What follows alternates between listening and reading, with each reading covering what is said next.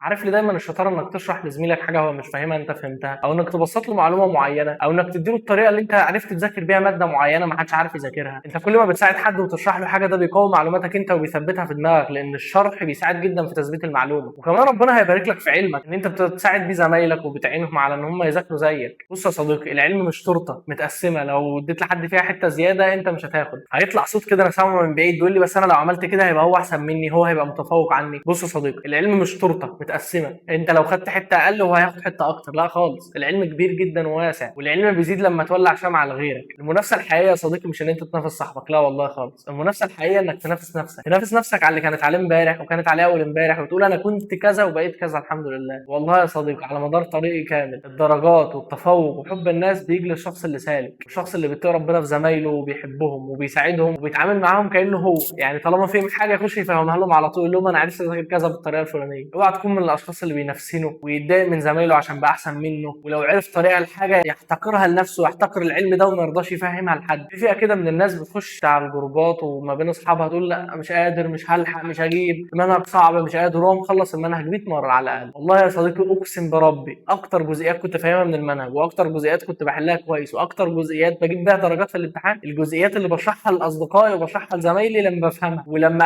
اعرف طريقه جديده في المذاكره اروح اقولها لهم. دي اكتر حته كان ربنا بيوفقني فيها. وممكن كمان ربنا يوفقك بحب الناس ليك وبدعواتهم، ويعني كفايه انك تبقى عايش مبسوط ومرتاح بحب الناس، الناس بتحبك، والله ربنا هيوفقك بالحاجه دي. بس اوعى تكون من الناس اللي بيعملوا الحاجات التانيه دي. من الاخر يا صديقي خليك سالك واتقي ربنا في اصحابك وفي زمايلك وفي عملك، وما تنساش اعمل منشن لصاحبك اليهودي في الكومنتات وقول له اهدى بقى كفايه. وما تنساش يا صديقي تبقى اثر طيب وتعلم تفيد الناس.